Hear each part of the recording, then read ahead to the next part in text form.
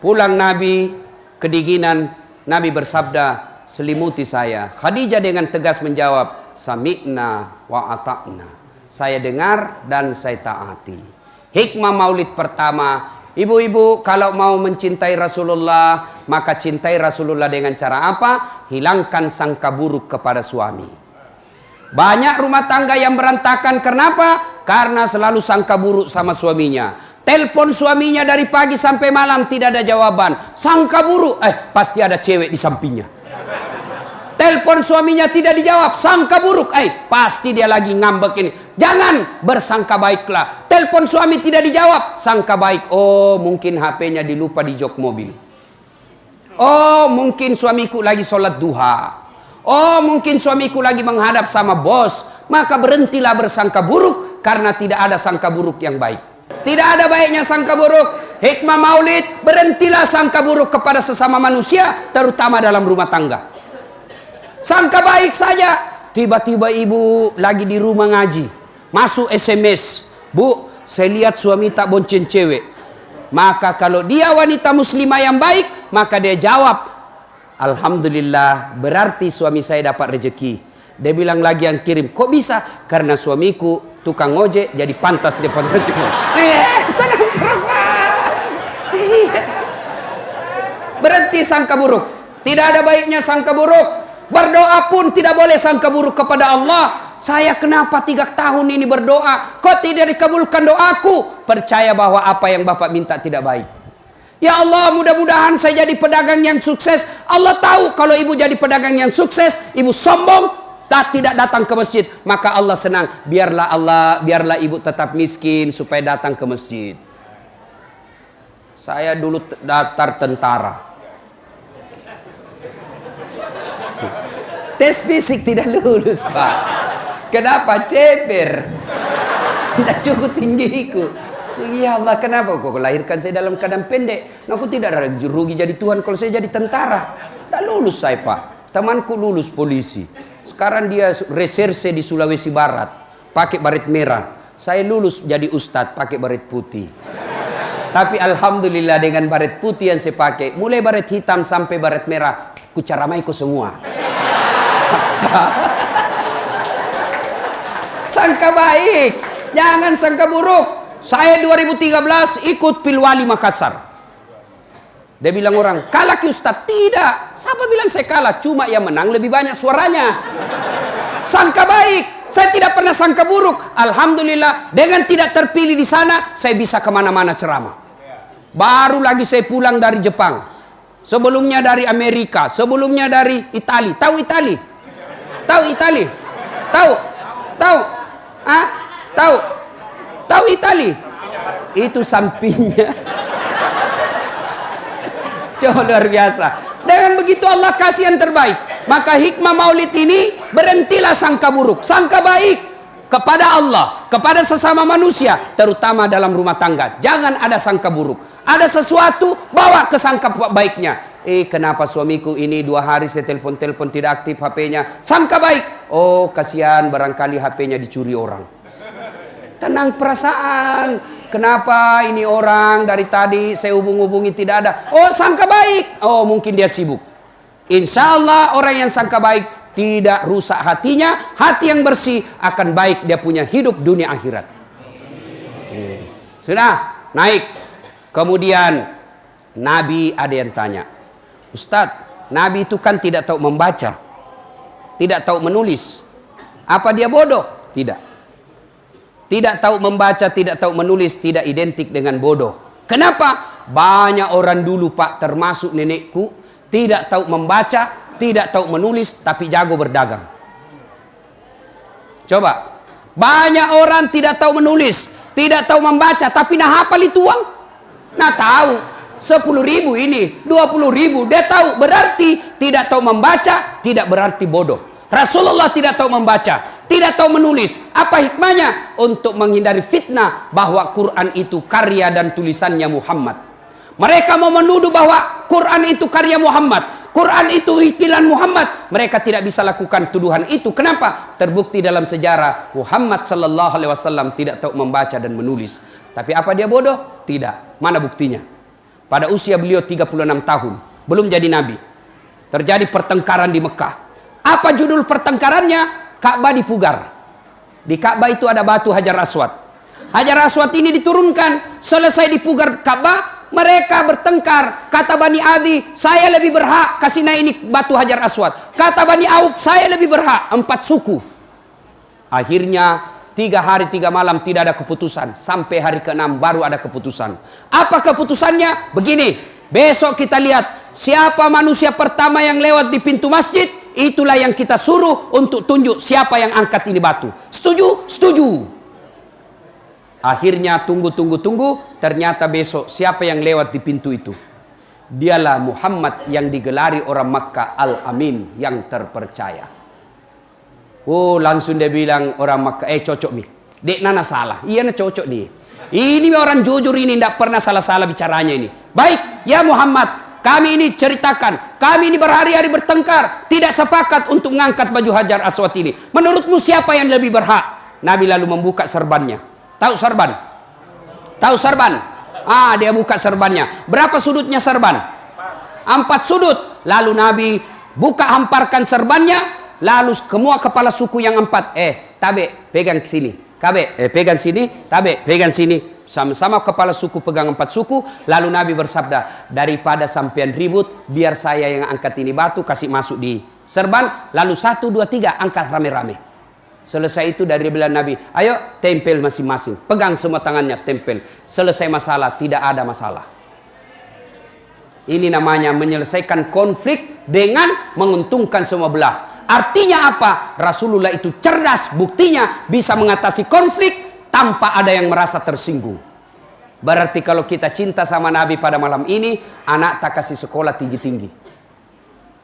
Ustadz, bagaimana mau sekolah Ustadz? Bapaknya hanya petani. Bapaknya petani, tapi Tuhannya bapaknya maha kaya. Jangan sampai tidak sekolah karena tidak yakin. Allah yang ngatur rezeki anak kita, bukan bapaknya. Sekolahkan anak kita. Supaya apa? Kalau umat Islam cerdas-cerdas, maka orang di luar Islam tidak berani ganggu kita. Tapi kalau kita dongok, bodoh, beleng-beleng, nah kasih bodoh-bodoh ki orang. Makanya suara tak kadang-kala dibeli. Kadang-kala kita salah milih pemimpin. Kenapa? Karena kita bego. Maka sekolah. Oh, luar biasa itu. Ali bin Abi Thalib. Ada 4 sahabat Nabi. 1, sahabat utama Nabi, Abu Bakar Siddiq. Beliau adalah orang yang paling bijaksana dalam berbicara dan mengambil keputusan. Yang kedua, Umar bin Khattab. Beliau adalah sahabat Nabi paling tegas, diberi gelar Al-Faruq, artinya paling hebat memisahkan antara yang batil dan yang haram, yang batil dan hak.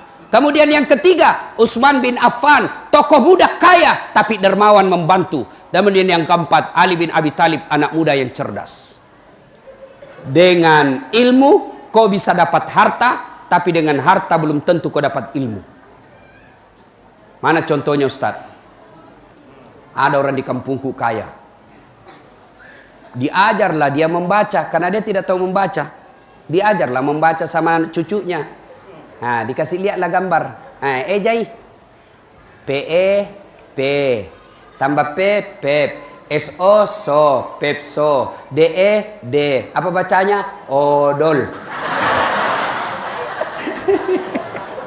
Masuk lah nggak guys. Coba. Dia waktu itu masuk wartel. Tahu wartel? Nggak ada sekarang wartel. Warung telepon. Oh kaya ini pak. Diambil nomor HP-nya anaknya. Dia buka. Langsung dia bilang, halo. Ambokmu nak. Halo. Halo. Dalam hatiku, bagaimana mau nyambung? Dan pencet dulu nomornya. Saya bilang gaji, pencet dulu. Ya pak guru kak nak, ku pencet mi. Sudah itu, nak telepon. Halo. Halo. Ku bilang, tak balik Haji. Kenapa? Yang di mulut nak simpan di telinga. Yang di telinga simpan di mulutnya. Ku bilang, Haji tak balik. Langsung dia bilang lagi, loha. Oh loha. Coba. Ini banyak duitnya. Tapi karena tidak punya ilmu, baru di Makassar mati lampu, tidak bisa berapa-apa. Coba, banyak orang banyak duitnya tapi masuk di restoran pusing. Dia bilang, mana mana na senyan riyorona. Enak semua dimakan itu tadi nak. Satu saja yang tidak enak. Batena emak dek na melok tama. Kutelan tidak mau masuk nak. Nah bilang anaknya, yang mana mbok? Nah bilang, itu yang putih tipis. Ternyata apa? Tisu. Ini banyak duitnya tapi tidak punya ilmu. Menderitalah dia. Sebaliknya, dengan ilmu kau bisa dapat uang. Ya, dengan ilmu kita bisa dapat uang.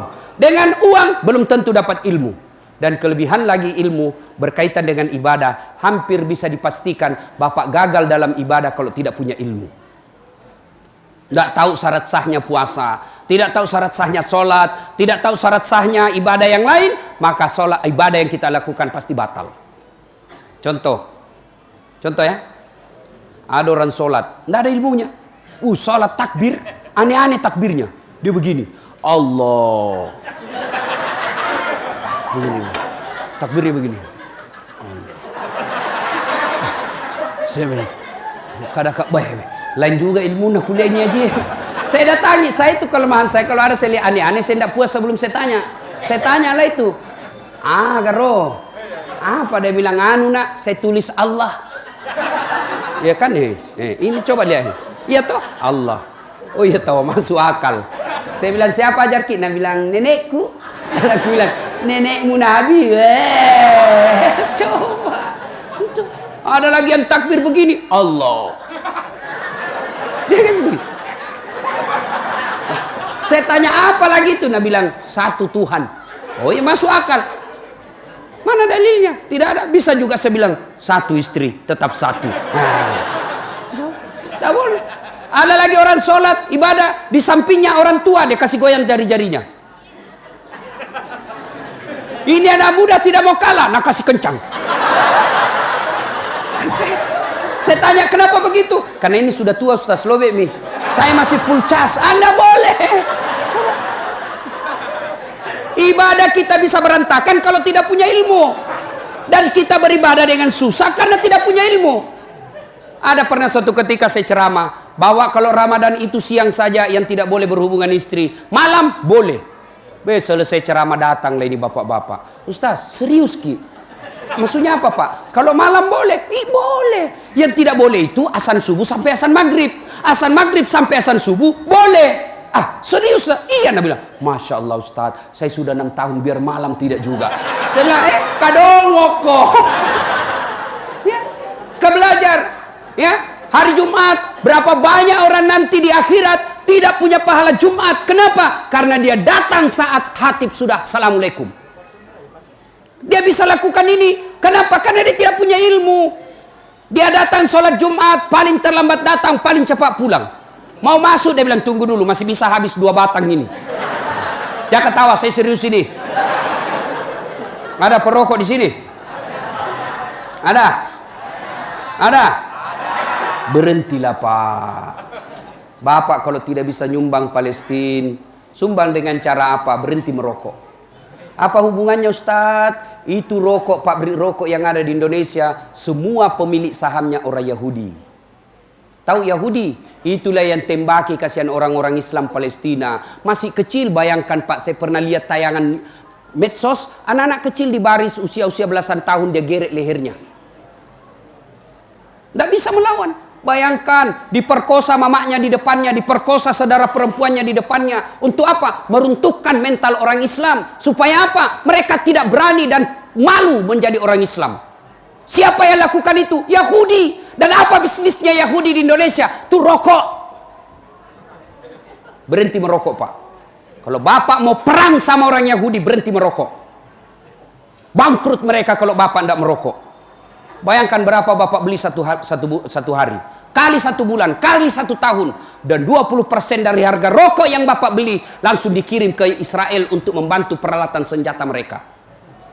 Jadi Bapak merokok, kita tembaki orang Islam itu secara tidak langsung. Berhenti merokok. Kalau tidak bisa berhenti merokok, silahkan pegang rokok. Tapi jangan kasih ketemu api. Itu saja kita pegang-pegang.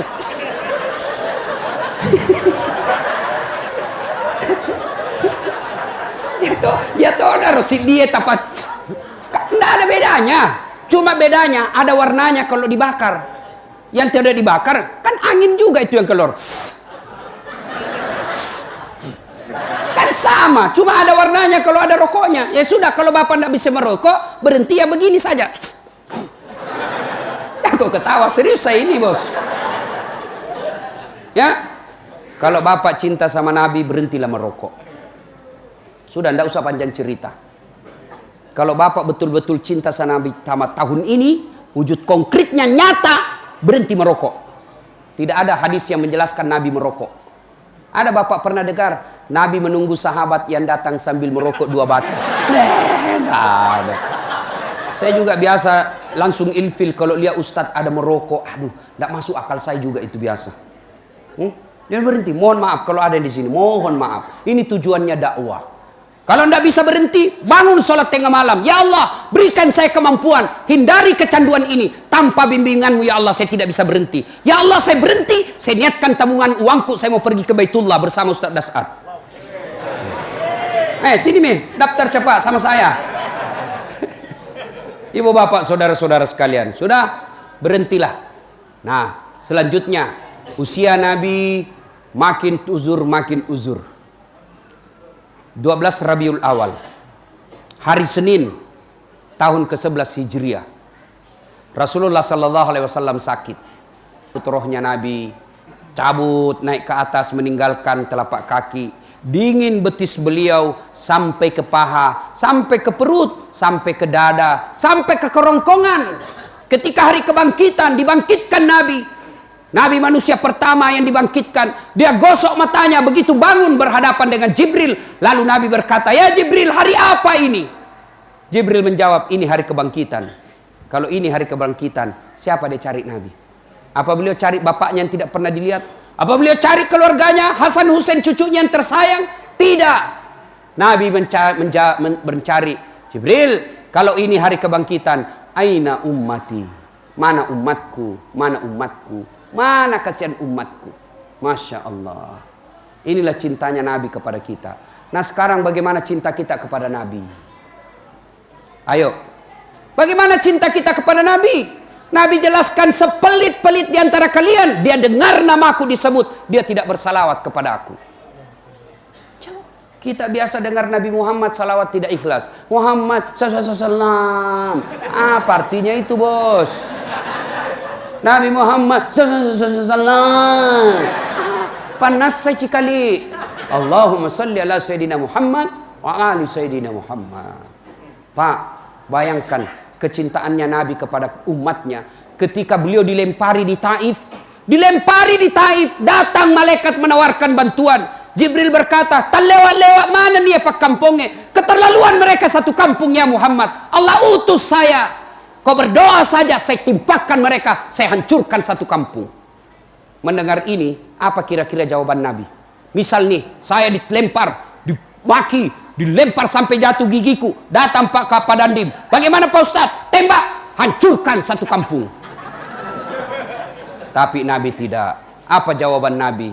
Ya Jibril, kalau hari ini Allah ingin mengabulkan doaku, saya hanya berdoa kepada Allah, ya Allah berikan mereka hidayah orang-orang Taif. Mereka melempari saya karena mereka tidak tahu apa yang saya bawa buat mereka.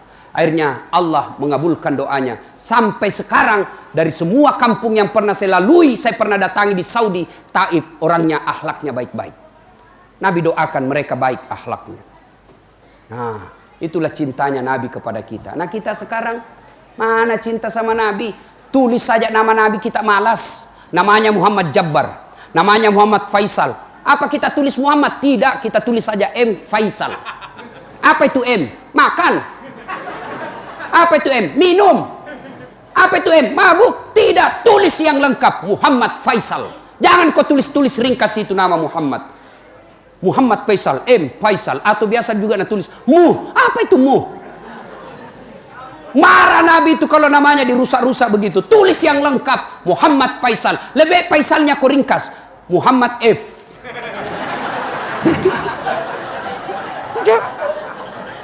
Dan juga seperti mahasiswaku, dia tulis namanya W Taufik W. Banyak W nah. Tulis kok. Dia bilang panjang sekali Ustaz, tidak nemu absen. Tulis. Sekali Nana tulis panjang betul. Apa itu taufik Ternyata apa? Wabillahi taufik wal hidayah.